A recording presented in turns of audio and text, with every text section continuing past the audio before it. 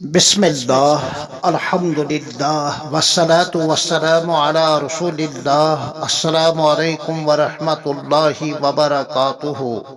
قربانی ایک اہم شعار اسلامی قسط نمبر 4۔ قربانی کی اصطلاحی یعنی اسلامک ٹرم میں اس کی تعریف کیا ہے، قربانی کس پر لازم ہے اور قربانی کا شرعی حکم کیا ہے، اس حوالے سے فقہاء کرام نے جو کچھ لکھا ہے اس کو ایک جامع عبارت میں من و ان عربی زبان میں پڑھتا ہوں، پھر الگ الگ اس کے اجزاء کی تشریح آپ کی خدمت میں پیش کرتا ہوں۔ ما يتقرب به إلى الله تعالى بإراقة الدم لحيوان مخصوص في أيام مخصوصة بنية مخصوصة يجب على كل مسلم مقيم ذي نصاب شرعي حقيقة أو حكما فارغ عن دين وعن كل ما لا بد منه عن نفسه فقط كل سنة تحصيلا للثواب في العقبى وبراءة عن الذمة في الدنيا طوعا۔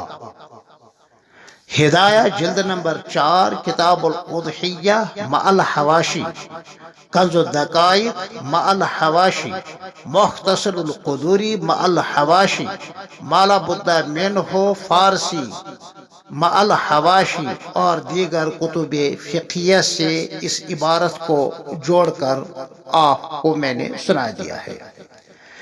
یعنی قربانی وہ مبارک عمل اور عبادت ہے جس کے ذریعے سے حضرت اللہ جل شانہ کی خوشنودی حاصل کی جائے، ایسے جانور کا خون بہا کر جس کو شریعت نے متعین کیا ہو، مخصوص دنوں کے اندر بشرطے کی نیت بھی اس کی ہو۔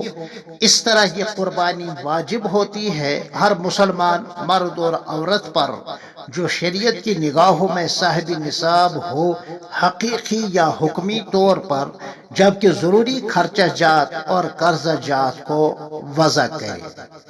مخصوص ایام میں یہ قربانی ہوتی ہے، اپنی طرف سے واجب ہے ہر سال بشرطے کہ یہ شرائط پائے جائیں جن کی وضاحت آگے چل کر میں کرتا ہوں۔ آخرت میں ثواب کا مستحق ٹھہرتا ہے اور دنیا میں قربانی کرنے والا اللہ کے اس عظیم حکم سے بری ہوتا ہے۔ قربانی کی اس جامع تعریف کی روشنی میں چند ضروری مسائل اور احکام اختصار کے ساتھ آپ سماعت فرمائیں۔ پہلی عبارت کا پہلا ٹکڑا ہے ما یتقرب به الی اللہ تعالی، یعنی جس سے اللہ کی رضا حاصل ہوتی ہے۔ یہ عمل قربانی قرآن و حدیث اور اجماع امت سے ثابت ہے، سلف صالحین سے تواتر قولی و فعلی سے منقول ہے، جبکہ بدعت میں یہ چیز نہیں ہوتی۔ اس نیک عمل پر اجر و ثواب کی امید رکھی جاتی ہے آخرت میں، اور حکم شریعت کی تعمیل سے آدمی پھر بری ہوتا ہے۔ دنیا میں اس طرح قربانی کا یہ عمل غیر اللہ کے لیے کرنا حرام ہے۔ عبارت کا دوسرا حصہ ہے بِإِرَاقَةِ الدَّمِ لِحَيْوَانٍ مخصوص۔ اس مخصوص عمل میں مخصوص قسم کے جانور کا خون بہانا یعنی شرعی طور پر ذبح کرنا شرط ہے۔ لہذا اگر کسی نے ذبح کرنے کے بجائے اس جانور کو زندہ ہی صدقہ کر دیا، یا اس جانور کی قیمت صدقہ کر دی، یا کسی قصائی سے کافی مقدار میں گوشت خرید کر یوں ہی غربا میں تقسیم کیا، تو یہ قربانی نہیں ہوئی۔ ایسے جیسا کہ نماز کے ارکان کے ادائیگی کی جگہ پر صرف قیام کو وہ نماز سمجھے، یا صرف رکوع کرنے کو یا سجدہ کرنے کو نماز سمجھے، تو یہ نماز نہیں ہے۔ یہ بات ذہن میں رہے کہ ذبیحہ کے حلال ہونے کے لیے 4 شرطیں ہیں۔ نمبر 1، قرآن اور حدیث کی روشنی میں اس جانور کا حلال ہونا ثابت ہو۔ نمبر 2، ذبح کرنے والا مسلمان ہو۔ نمبر 3، جگہ، ذبح کی جگہ یعنی حلق پر چاروں یا کم از کم 3 رگوں کو چھری یا کسی تیز دھار والے آلے سے کاٹنا ہو، اور نمبر 4 بسم اللہ اللہ اکبر یعنی تکبیر کہنا ذبح کے وقت یہ ذبیحہ کے حلال ہونے کے لیے لازمی 4 شرائط ہیں۔ اس طرح شریعت مقدسہ نے قربانی کے لیے 5 قسم کے جانور کو متعین کیا ہے۔ اونٹ اونٹنی اس کے لیے 5 سال کا ہونا کم از کم ضروری ہے۔ نمبر 2 بھینس بھینسا۔ نمبر 3 گائے بیل۔ ہاں، اونٹ اونٹنی، گائے بیل، بھینس اور بھینسا، ان کا کم سے کم، اونٹ اونٹنی کے لیے تو 5 سال، گائے بیل بھینس بھینسا اس کے لیے تو کم سے کم 2 سال کا ہونا شرط ہے۔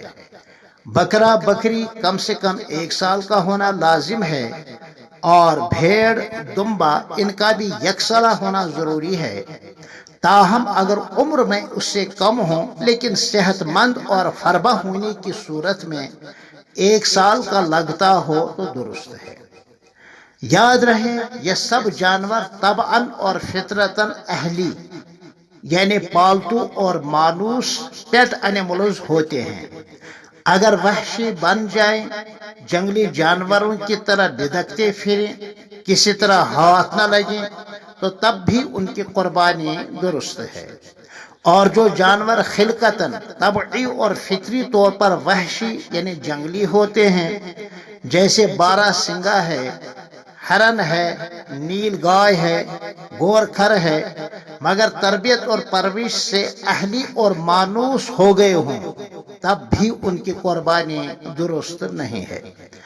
پہاڑی بیل جو یہاں ہمارے یہاں گریز میں اور تلیل میں یہ جانور پائے جاتے ہیں، زمدان بزبان کشمیری، ان کی قربانی درست ہے۔ اسی طرح جرسی جانور کی قربانی بھی صحیح ہے، البتہ بہتر نہیں ہے۔